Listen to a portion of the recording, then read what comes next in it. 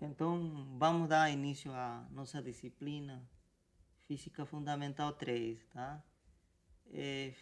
Essa disciplina Física Fundamental 3 trata, né, do estudo de fenômenos elétricos e magnéticos, tá? Que é uma parte, que é uma área, né, da física, né, denominado eletromagnetismo, tá? É,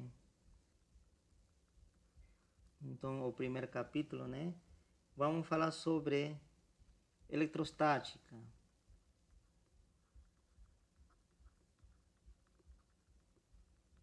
né, que seria, né, eletrostática, uma parte do eletromagnetismo que estuda as cargas em repouso, tá?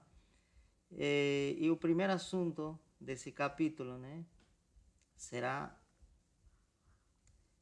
carga e matéria, ou carga e matéria.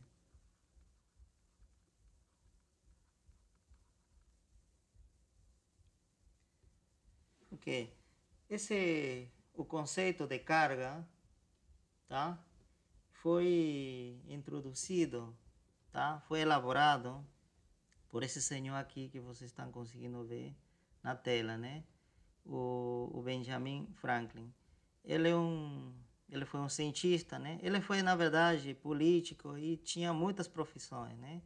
E em alguns horários ele se dedicava a fazer pesquisa da eletricidade, né? Então ele construiu o conceito de carga, tá? O que é carga, né? E como elas interagem, tá?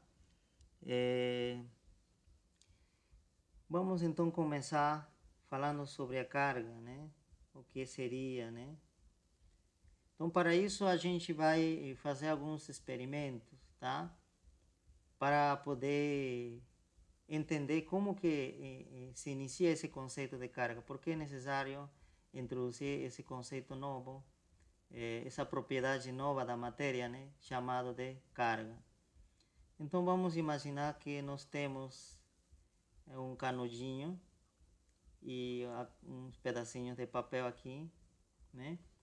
Se a gente esfregar esse canudinho, né, o canudo, né, aquele para tomar suco, né? O que vai acontecer? A gente esfregar com seda, né? Por exemplo, em uma blusa, né? De uma pessoa. O que vai acontecer é que, e você aproximar os pedacinhos de papel aqui, né? Esse pedacinho de papel, e que ela vai conseguir atrair elas, né? Esses pedacinhos de papel se sentem atraídas por esse canudinho, tá? Então você se pergunta, né? E por que deveria estar acontecendo isso, né? A única coisa que você foi esfregar. Se você não esfregar, claro, não acontece isso, né? O canudinho não consegue puxar esse pedacinho de papel, tá? Então existe aparece, né? Uma força atrativa, né? Nesse caso, né? Uma força atrativa, né? Porque está atraindo os objetos. Então eu posso dizer, né? Aparece uma força atrativa, ok? E mais, se você fizer agora outro experimento para ver se essa força é somente atrativa, né? Então você pega dois canudinhos agora, né?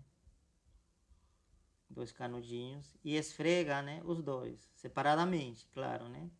Talvez uma pessoa A esfrega isso e uma pessoa B faz isso e depois você se aproxima ela, né? O que acontece, né? Claro, você tem que colocar talvez em um lugar onde não tem atrito para poder sentir a influência dela, para saber se elas se afastam ou elas se aproximam, né? Tá? Então, se vocês fizeram isso, né? Ou se vocês fizerem isso, o que vai observar é o seguinte: elas vão se repelir, tá?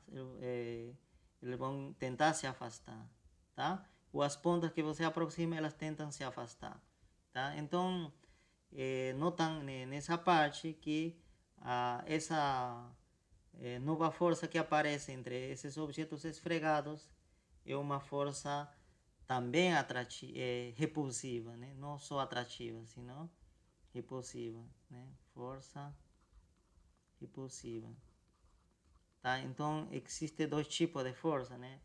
Quando você esfrega objetos, aparece em algum momento força atrativa e em algum momento aparece força repulsiva, tá? Então, isso também com certeza foi observado, né? O fenômeno parecido foi observado por esse senhor Benjamin Franklin, né? Que ele estava estudando. Então, ele se perguntou, então, por que poderia ser essa força? Como que aparece essa força? Quem origina essa força, né? Então, com certeza, a resposta não poderia ser a força gravitacional, né? Porque a força gravitacional envolve massa e esses objetos têm massas muito pequenas, né? Que nós vimos em Física 2 e que essas massas eram muito pequenas e a influência da força gravitacional aqui era depressível, né? Desprezível, né? A gente fez o cálculo, né, e deu uma força muito, muito pequena, que não influenciaria, não conseguiria puxar esse objeto, né? Então não poderia ser, tá? Até porque ao esfregar, você não está adicionando massa, né? Não está influenciando com a massa, né? Então, podemos tirar de aqui a força gravitacional. Não tem nada a ver com a força gravitacional. Então, teria que ser de outra natureza. Então, o Benjamin Franklin pensou, ele diz que essa força poderia ser devido às cargas elétricas, tá? Elétricas. E essa seria uma nova propriedade da matéria, diz, tá? Então, a matéria teria essas cargas elétricas, né? E ao esfregar, o que aconteceria é que vocês vai surgir cargas elétricas nesses objetos que você está esfregando, né? Então começam a se manifestar, tá? E ainda ele sugere que sejam essas cargas sejam de dois tipos, tá? Tá? Então diz, né? Existem dois tipos de carga, né?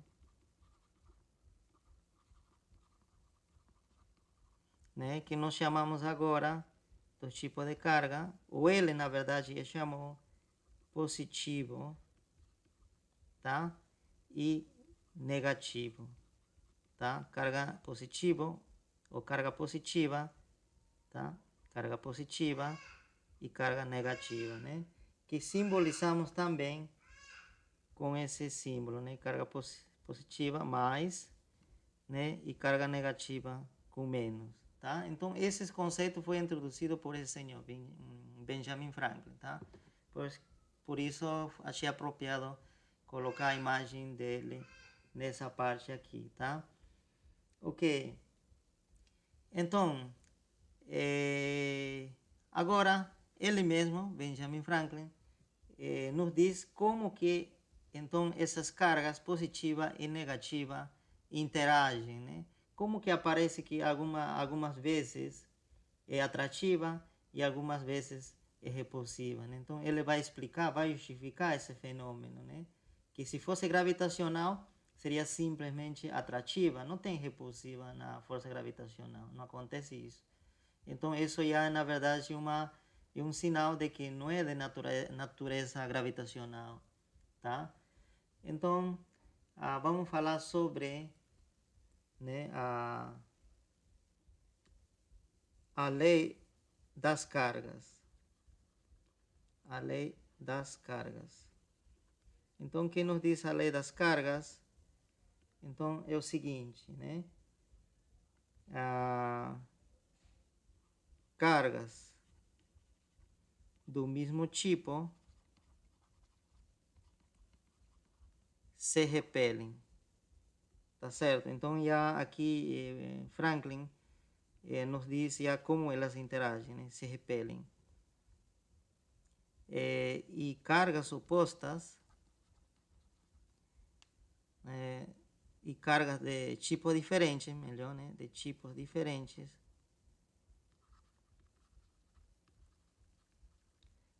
se atraem, tá certo? Se atraem, tá? Então, nós temos, né, essa situação, né? Eu posso apresentar com um desenho.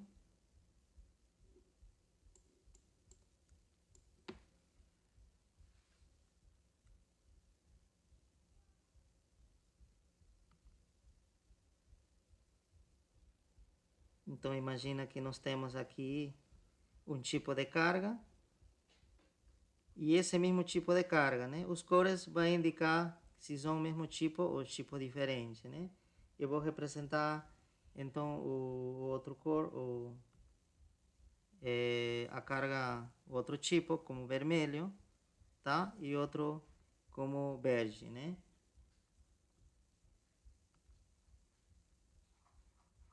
Então assim, então vamos imaginar que estamos nessa situação aqui, né? Nessa situação, a gente manda interagir ela, né? Então o que vai acontecer é que nessa situação, como as cargas são do mesmo tipo, né? Elas vão se repelir, né? Repelir significa cada um recebe uma força que os afasta um do outro, tá? Essa força vai tá vendo, né? Vai tentar puxar para a esquerda e vai tentar afastar desse objeto. E a mesma coisa. Esse aqui vai ser puxado para a direita porque tenta afastar desse outro objeto que tem carga do mesmo tipo, né? Poderia ser positivo, positivo, né? Mais, mais. Ou poderia ser menos, menos. Ok? Então é isso. Agora, se nós juntamos, né, a cargas de diferentes tipos, né, é dizer, um podia ser mais e outro menos, ou este podia ser menos e esse mais. Então, nesse caso, acontece o contrário. Em vez de se repelir, elas se atraem, né? Então, eles vão tentar se aproximar. Então, para que esse se aproxime, esse vermelho se aproxime ao verde, a força que recebe, o vermelho teria que ter essa direção. E o verde, essa direção também, tá? Para que ambos, em algum momento, se grudem, né? Se estão atraindo, então, em algum momento, eles vão tender a ficar juntos. Então, dessa forma que funciona, tá? Dessa forma que interagem as cargas, tá? Então, isso foi já pensado por Benjamin Franklin, tá? Claro, e esses resultados posteriormente serão usados por Coulomb, por Charles Coulomb, para poder já formular a lei de Coulomb, tá? Então, essa é a base, né, da lei de Coulomb, ok? Matéria, né? Então, matéria é tudo que nos rodeia, né? Um copo de água, um pedaço de pedra, o piso, né? O telhado, tá? As paredes da nossa casa, tudo que nos rodeia seria a matéria. Então, nós sabemos que a matéria está formada de moléculas ou átomos, né? Tá certo? Isso nós sabemos atualmente, né? Tá? E as moléculas e átomos estão formados de quê? De 3 elementos, tá? Elétrons, tá? Elétrons e prótons e nêutron, tá certo?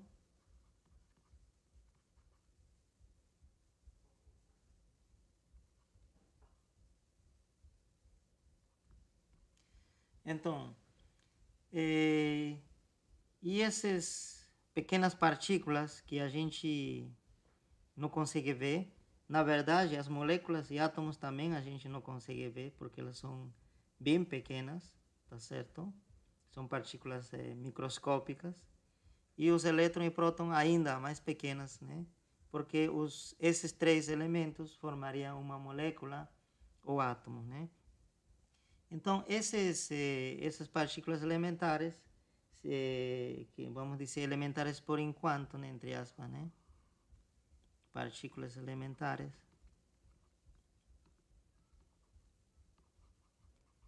Tá?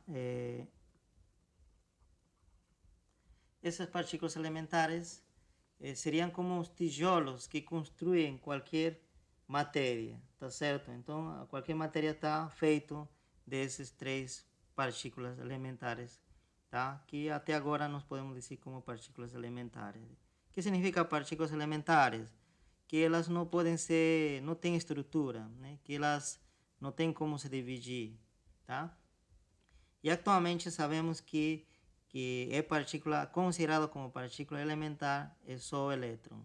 Os prótons, não. Os prótons ainda podem ser divididos, né, em quartas. Vocês devem ter escutado falar. E os nêutrons também, tá? Quartas. Ok? Então, eles atualmente não são mais partículas elementares, nem nêutron, tá? O elétron sim, tá? Mas por muito tempo eles foram considerados como partículas elementares, tá? Então, seria assim, né? Por enquanto, vamos considerar que eles são indivisíveis, tá? Elétron, próton, nêutron, tá? Até porque quartos separados dificilmente é detectado na natureza, tá? Geralmente aparecem juntos, né? Quartos juntos, formando prótons ou formando nêutrons, tá? Então, geralmente aparecem dessas três formas, tá? Essa seria a natureza comum que a gente conhece no nosso redor, tá? Formado por esses três elementos, tá? Então, como está formado uma molécula, né? A gente pode fazer um diagrama simples, né? Acreditamos que se for rigoroso, não vou poder desenhar. Eu vou fazer um desenho simples, né? Com certeza só para poder entender melhor como a estrutura de uma molécula ou um átomo, tá? Vamos sugerir um átomo. Então, nós sabemos que dentro do átomo, né, tem um núcleo. E em esse núcleo, eu vou desenhar com verde, estão os prótons, tá? E também dentro dele, dentro do núcleo, junto, está os nêutrons, tá? Eu vou representar com N, né? Tá? O próton estou representando com mais, tá? E eu poderia representar com P também, não tem problema. E esse seria o núcleo, tá? Isso aí seria o núcleo. Núcleo, né? Núcleo do átomo, tá? E geralmente tem o mesmo número de nêutrons e o mesmo número de prótons, são equivalentes em número. Nesse caso, 2 nêutrons e 2 prótons. E fora desse núcleo, um pouco afastado, estão os elétrons, tá? Os elétrons estão mais ou menos aqui. Eu vou representar com menos. E elas estão rodando, tá? Esse núcleo, tá? Parecido, né, ao nosso sistema planetário, tá? O nosso sistema solar, né? Em que o núcleo seria o Sol e o elétron seria como se fosse os planetas, tá? Então, estão circulando, né, em órbitas aproximadamente circulares, classicamente, né, seriam assim, tá? E poderia ser um elétron aqui, outro elétron por aqui, circulando. E se tiver mais elétron, poderia estar em outra capa superior, né, aqui, circulando também, tá? Não precisa estar todos em uma mesma órbita. Poderia estar em órbitas diferentes, tá? Mas aqui estão os elétrons, tá? Então, essa seria a estrutura de um átomo, tá? E a gente diz, então, que o elétron, tá? O elétron, vamos então chamar elétron dessa forma, tem carga, tá certo? Igual a E, né? Carga do elétron, carga do elétron. Vamos denominar que seja E, tá certo? Um número E, perdão, menos E, porque nós consideramos que ela tem carga negativa. E o próton,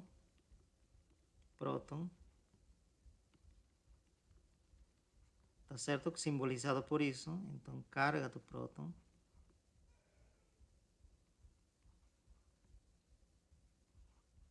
Nós consideramos que seria mais E, tá certo? Em que E foi medido, né? Em que esse valor E foi medido experimentalmente, tá? E deu esse resultado aqui, 1,602, 18 vezes, aqui vezes, um x aqui, tá? A 10 a menos 19, que 19, tá? 19 C, que seria essa C? Essa seria a unidade da carga, né? Que se denomina Coulomb. Tá certo? Em homenagem ao cientista Charles Coulomb. Tá? Então, esse seria o valor desse E que está aparecendo aqui. Então, a carga do elétron seria menos 1,60218 né? 0,218 vezes 10 a menos 19 Coulomb. 10 a menos 19 é um número bastante pequeno, tá? Então significa que a carga de elétrons é uma carga bem pequena. E a carga de prótons seria esse mesmo valor, porém com sinal mais, tá certo? Então a única diferença entre carga de elétron e carga de próton seria o signo, o sinal, tá? Em valor são iguais, porém o sinal é diferente, tá? Um é positivo, outro é negativo, ok? Então, essa propriedade, né, de que a carga do próton e a carga de elétron sejam distintos, é que mantém essa estabilidade, né, dos átomos, é dizer, é devido a essa natureza, né, essa atração, essa força-atração que existe, né, dado que são de diferentes tipos essas cargas, faz que o elétron se mantenha ligado, né, ao núcleo. Tá certo? Então ele fica rodando, né? Porém, tá certo? E não escapa, né? Porque se não haveria, né, essa força entre elas, o elétron receberia uma força repulsiva, então ela fugiria, então o átomo, né, não teria esta estrutura, né? Perderia, né? Simplesmente ficaria o núcleo, tá? Nêutron. Então, a carga de nêutron é igual a zero, tá certo? Não tem carga o nêutron, tá? Então, como não tem carga, então ela, pelo menos, eletricamente, não interage com o próton, tá? O nêutron não interage com o próton eletricamente, através da força elétrica, porque esse aqui não tem carga, tá? Tem outras propriedades, elas interagem de alguma forma, né? E essas forças já seriam forças nucleares, tá? Que já não seria estudado nesta disciplina, tá? Mas elas interagem sim, de outra forma, que não seria devido às suas cargas, tá? Ok? Então, essa seria a estrutura da matéria. Então, como vocês notaram, a partir de aqui nós podemos chegar a algumas conclusões aqui, né? O elétron, que eu vou simbolizar já dessa forma, o elétron fica na parte externa,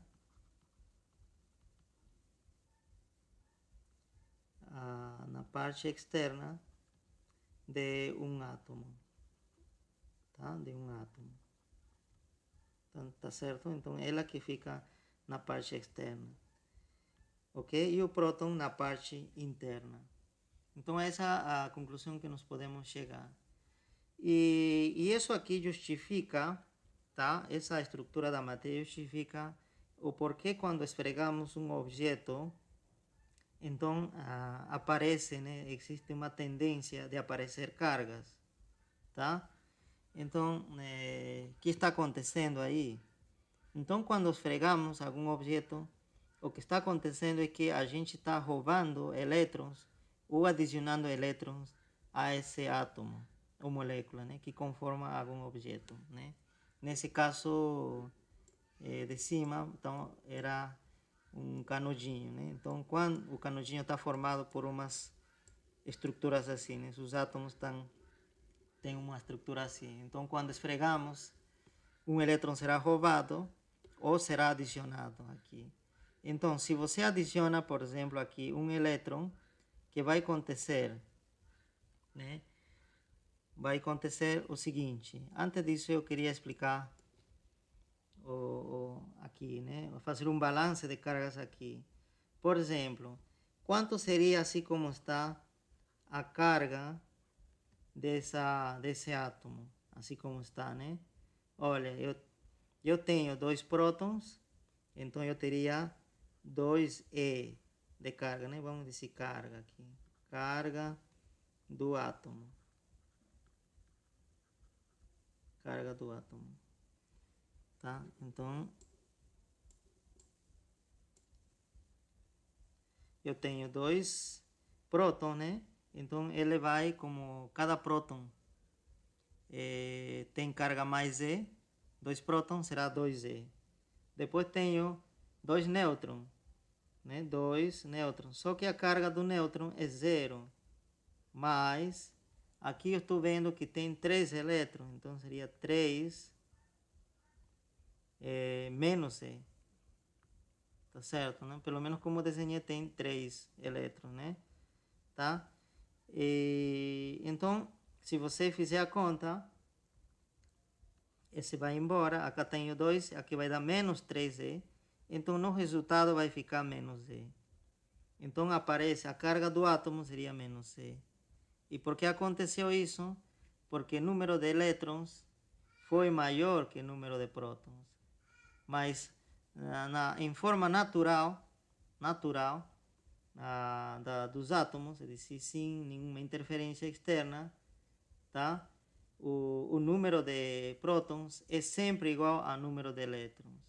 E nesse caso, né, vamos então apagar esse elétron que está aqui, na forma natural, seria assim, né? Então, nesse caso, aqui seria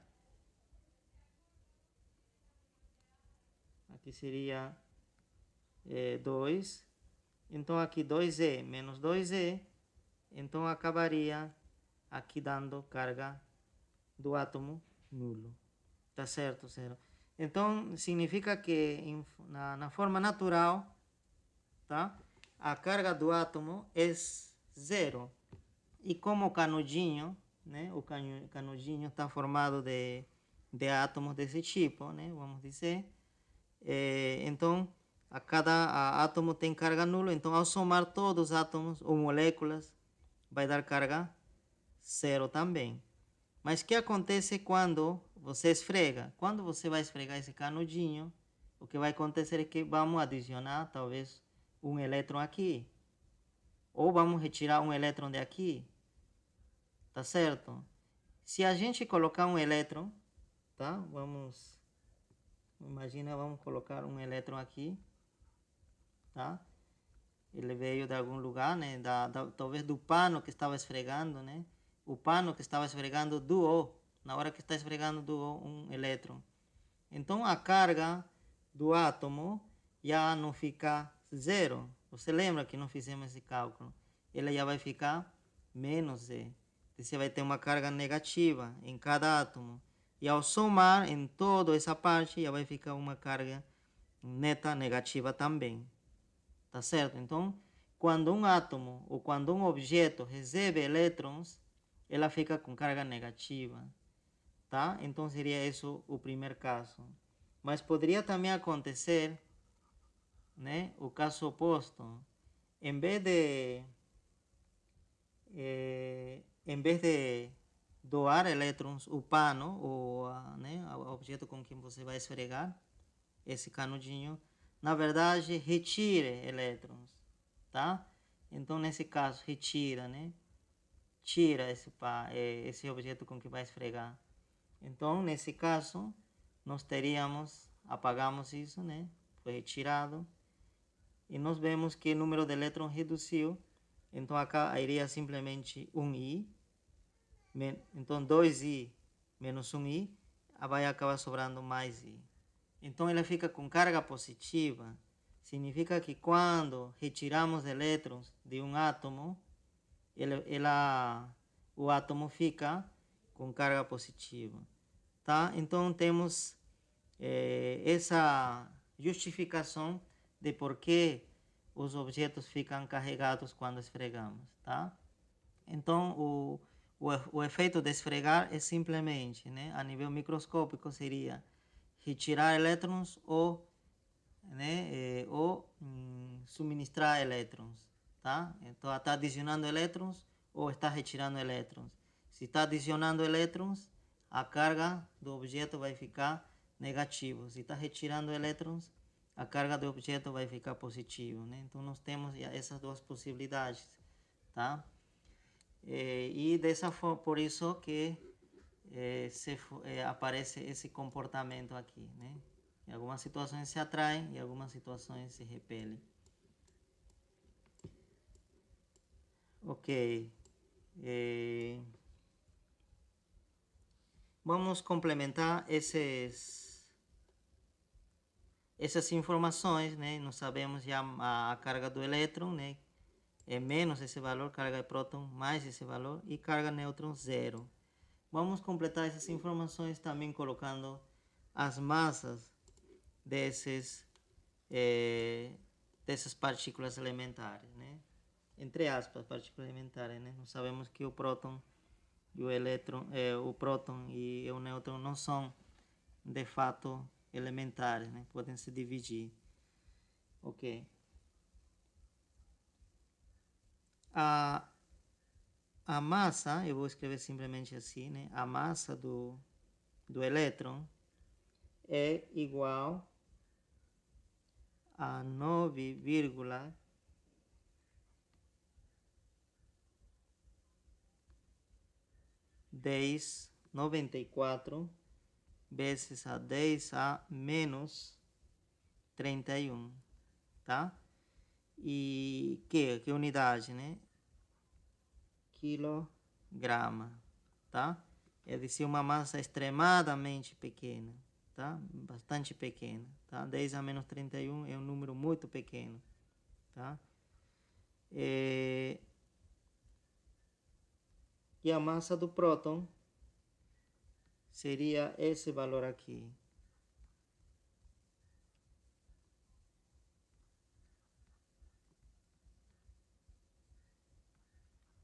Menos 27 quilogramas.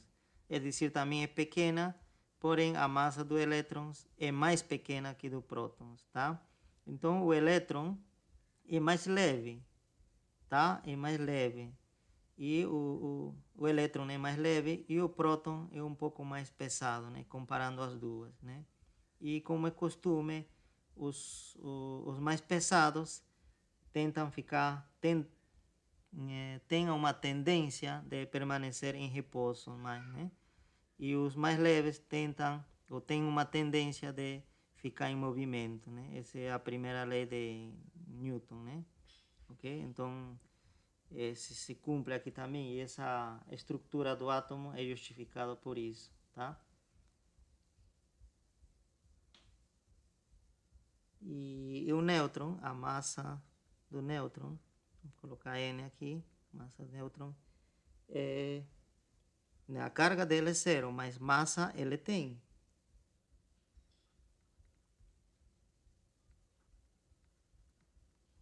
Vezes a menos 27 quilogramas, tá? É dizer que é bem parecido, né? A massa do próton e a massa do nêutron são bem parecidos, tá?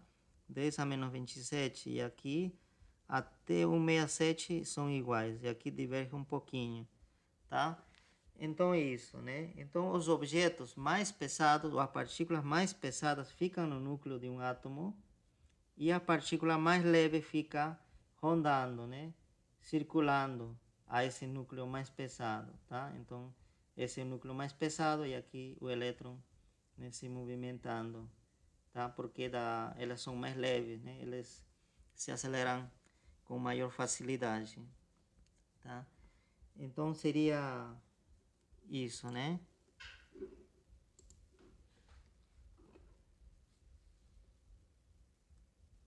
Agora vamos falar sobre outra propriedade das cargas, né? Que seria conservação da carga.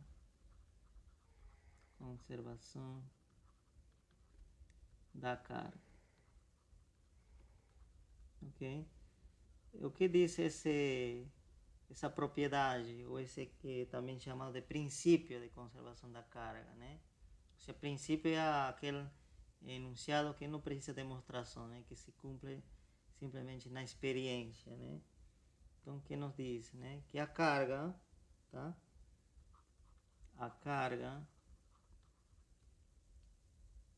elétrica, né? Elétrica total de um sistema isolado é conservada, tá certo? Ou em outras palavras, que a carga não pode ser criada nem destruída, né? Tá certo? A única coisa que pode acontecer com a carga é ser transferida de um objeto para outro, né? E como pode ser transferida de um objeto a outro? Através, né, esfregando. Então, o que vai acontecer? O elétron vai, né, sair de um objeto e passar a outro, né?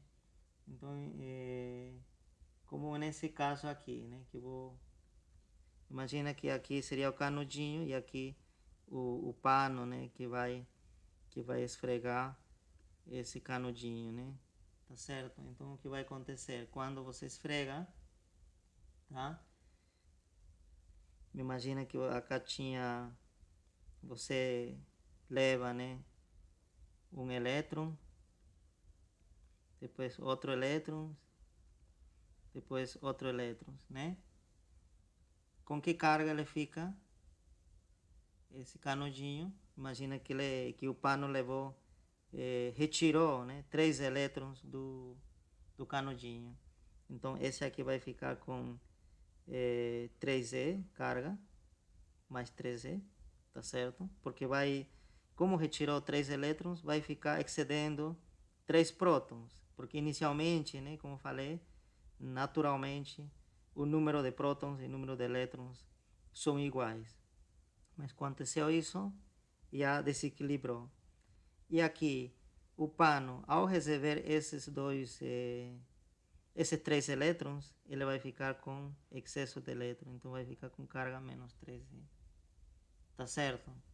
Então, se você somar, esse seria depois, né? Depois de esfregar. Depois, a carga, né? A carga seria isso, né? Se você somando, né, de todo esse sistema, o sistema seria formado, né, pelo canudinho e o pano que vai esfregar, somando a carga é zero. E antes, né, antes de esfregar, né, antes a carga era zero do canudinho mais zero do pano, que também é zero. Então, olha, não foi criado nem destruído a carga. Simplesmente foi transferido de um lugar a outro. Aparece uma carga positiva no canudinho, porém necessariamente tem que aparecer uma carga negativa no pano. Tá certo? Por quê? Porque você tem que conservar. Tá? Tem que haver esse equilíbrio. Tá? Se inicialmente a carga era neutra, depois, se você somar todas as cargas, tem que continuar sendo zero. Né? Quando eu falo carga neutra, estou dizendo é carga zero. Ok? Vamos, outra propriedade, né, da carga.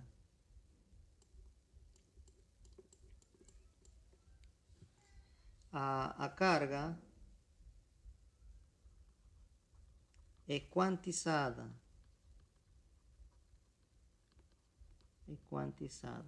Tá? Esse aqui não tem a ver muito com a mecânica quântica, tá? Isso não é isso ainda. Então, o que significa que a carga é quantizada?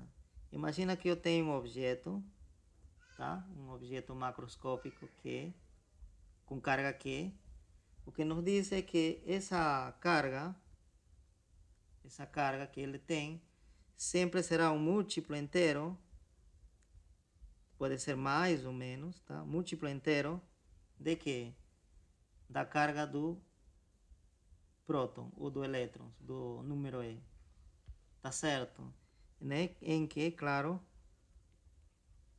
N pertence aos inteiros, né? É um número inteiro, N. É dizer que na natureza, tu não vai poder achar uma carga, por exemplo, esse aqui tem que ser inteiro. Então, que N não seria inteiro, por exemplo, 3 meios E. Não vai achar isso. Também não vai achar menos 1 meio E. Também não pode ser, por exemplo,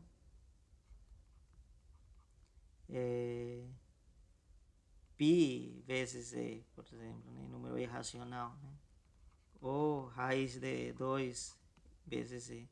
Essas possibilidades ficam descartadas. Isso não pode acontecer, nem isso, nem outro. Esse coeficiente, esse N, precisa ser inteiro, tá? É dizer, esse N poderia ser 0, claro, né? Aí seria carga nula. Podia ser 1, 2, e assim, 3 e assim. Podia ser 100, 1000, né? Pronto. Mas tem que ser inteira, não pode ser quebrado. E isso por quê? Porque a carga é quantizada. Por quê? Porque a carga, na verdade, justamente, né? A carga negativa está associada com o número de elétrons. E o número de elétrons não pode ser quebrada, né? O elétron não pode ser quebrado, 1,5 elétron, né? O elétron tem que ser inteira, né? 1 ou 2 ou 3 elétrons. E a carga positiva está relacionada com o próton. E o próton também, nós podemos dizer que não podemos dividir ela, porque se apresenta sempre como próton, assim, né? Inteira. Ela pode ser dividida, né? Claro, não comentei, em quartos, né? Porém, ela não pode ser dividida, tá? Assim, não aparece quarto sozinho, né? Sempre aparece agrupada, né? Formando prótons ou nêutrons, nesse caso. Tá? Então, o número de prótons tem que ser inteira. Esse N, então, tem que ser inteira. Tá? Por essa razão que a carga de qualquer substância, qualquer objeto, tem que ser mais ou menos o número inteiro vezes o E. E o E seria a carga elementar, né? Que nós chamamos. Né? A carga mais pequena que a gente pode medir. Carga elementar. Tá? Então, não podemos encontrar uma carga mais pequena que isso, em magnitude, né? Ok? Vamos lá. Então, vamos passar ao segundo assunto, né, desse capítulo, que seria a lei de Coulomb.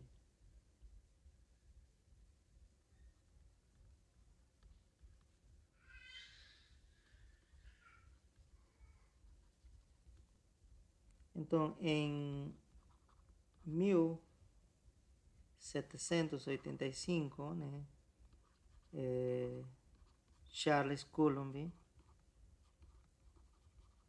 eu vou apresentar a foto dele aqui. Tá aqui, tá? Parece um general do exército, né? Mas ele pegou as ideias do Franklin, Benjamin Franklin, e quantificou. Porque até então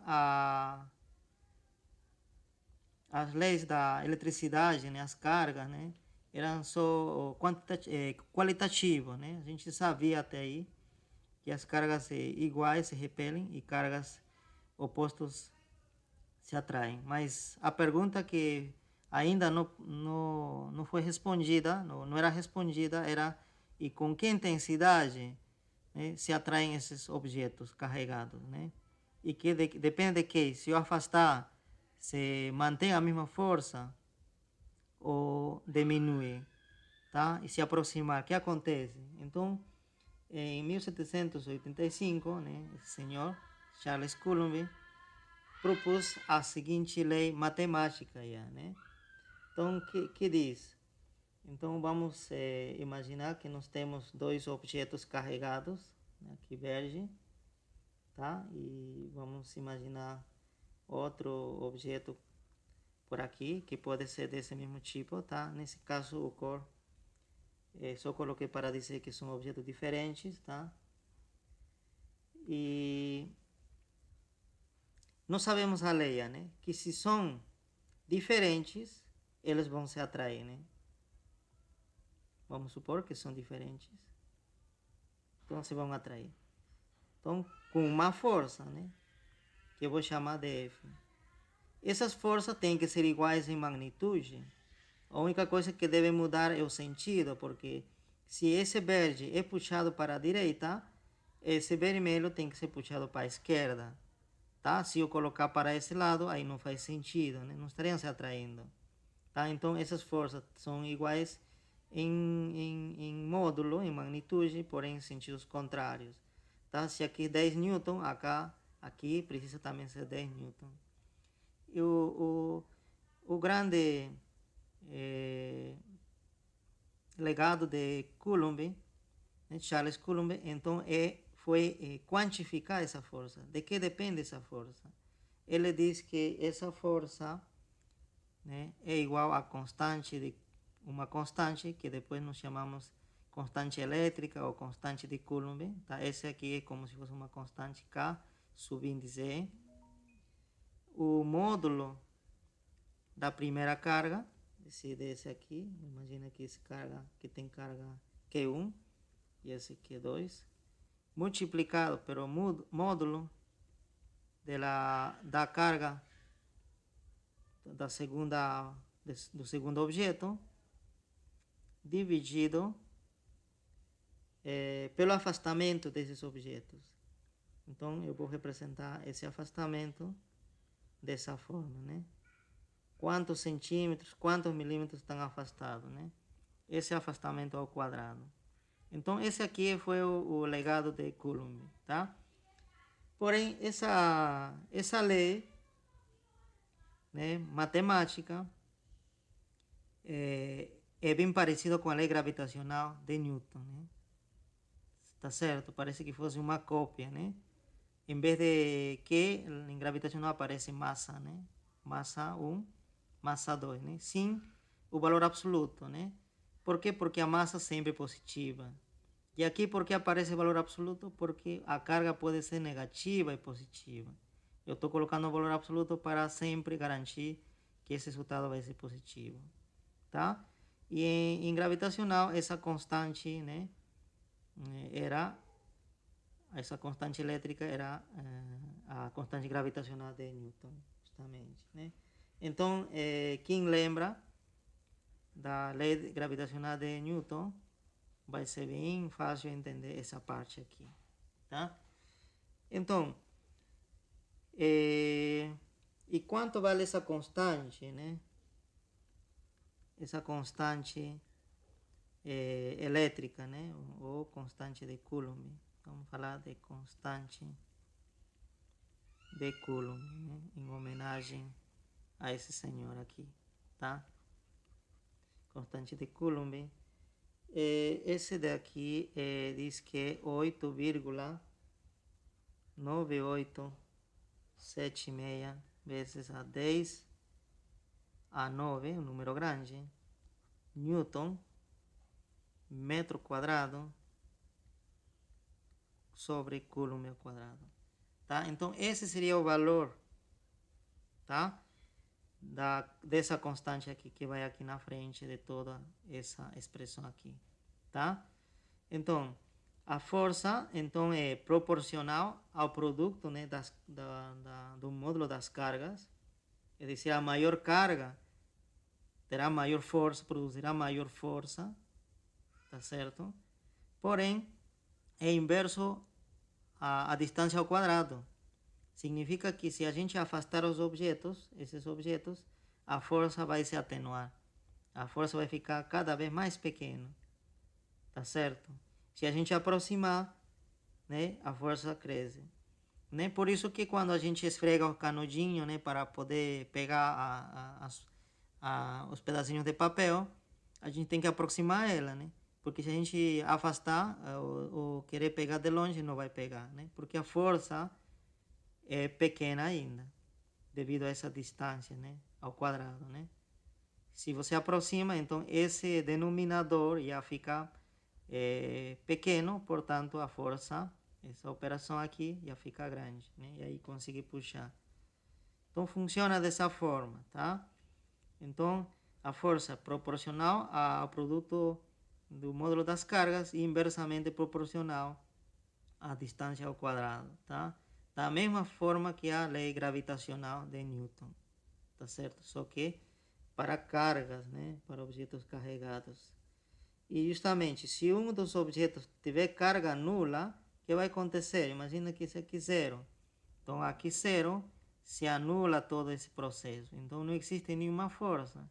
Então o objeto, por mais que ele esteja carregado e outro objeto não esteja carregado, então não existe nenhuma força, tá? Para que exista essa força, os dois precisam estar carregados, tá? Pode ser positivamente ou negativamente, né? Ok. Então, nós temos... podemos resolver alguns exercícios, né, sobre isso, tá? Na verdade, como está finalizando a aula, né, nós temos pouquíssimo tempo, eu vou deixar um conjunto de exercícios para vocês responderem para a próxima aula, né? E se vocês não conseguirem fazer, a gente faz aqui, tá? Então, eu vou adicionar.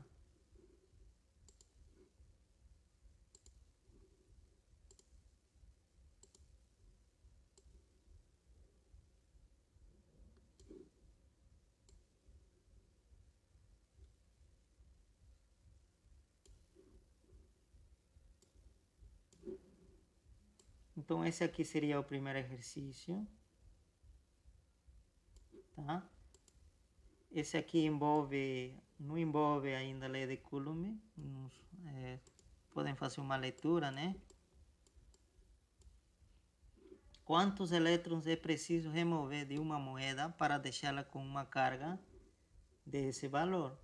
Então, para isso daqui, para responder isso, você vai usar qual fórmula? Você vai usar essa daqui, da fórmula de a carga é quantizada, né? Essa daí. Tá? Então vamos com outro exercício.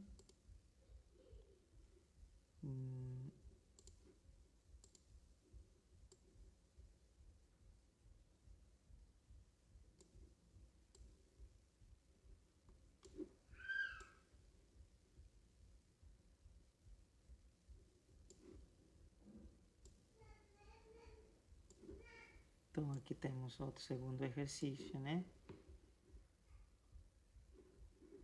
A atmosfera da Terra é constantemente bombardeada por raios cósmicos provenientes do espaço sideral, constituídas principalmente por prótons.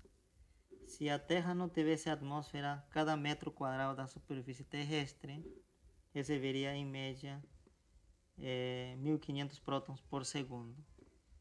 Tá? Qual seria a corrente elétrica recebida pela superfície do planeta?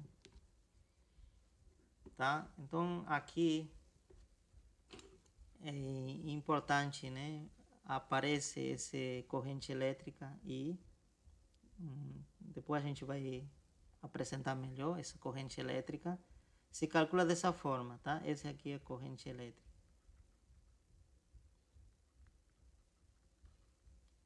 Corrente elétrica. tá? Essa corrente elétrica se calcula como a quantidade de carga que é transferida, né, de um lugar para outro por unidade de tempo, tá? Isso é com que taxa, né, é transferido carga de um objeto para outro. Neste caso, né, está dizendo, olha, é transferido 1.500 prótons, ou seja, 1.500 E, pois cada próton tem carga E, por segundo, um segundo, ok? Segundo, aqui eu poderia colocar melhor de outra forma, né, para não confundir com 5, acho que assim, um segundo. E isso seria, mas isso aqui seria a corrente recebida por 1 metro quadrado. Metro quadrado. Agora, mas aqui está perguntando pela superfície da Terra. Então você teria que calcular a superfície da Terra, né? A Terra é uma esfera, né? A Terra é uma esfera. Isso é isso aqui.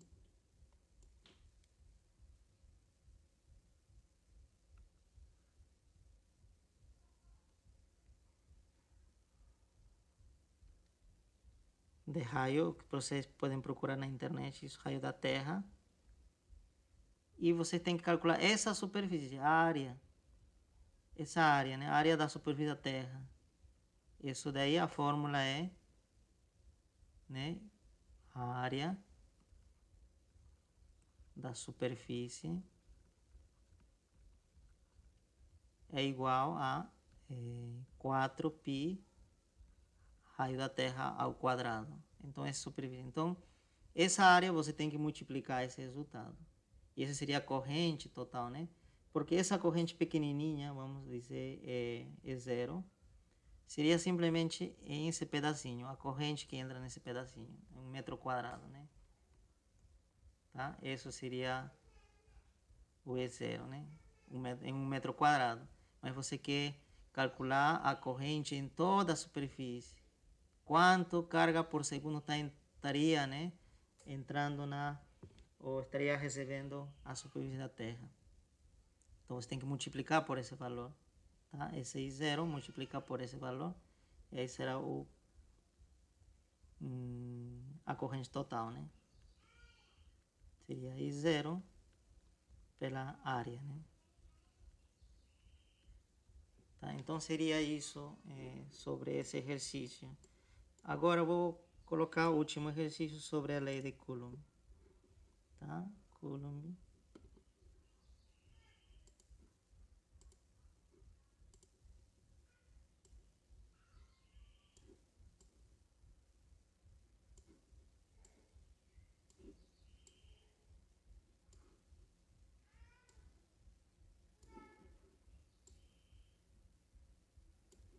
Ok. Então tem isso. E com isso vamos finalizando a aula, tá? Esse seria o último exercício, né? Qual deve ser a distância entre a carga Q1, dado essa carga, e a carga pontual Q2, também se dá carga, para que a força eletrostática entre as duas cargas tenha um módulo, né, de 5,7 newton, tá? Então esse daqui, para resolver isso, você vai usar a lei de Coulomb, essa última, né? Porque você conhece a força, conhece as cargas também, Q1, Q2, e conhece a constante que está dado aqui, e está pedindo essa distância. É uma equação, né? Vai dar uma equação quadrática, né? E você escolher a solução positiva, né? Se tiver uma solução negativa, você vai escolher a positiva. Ok, isso, pessoal. Vamos finalizar com isso nossa aula, tá? Até a próxima.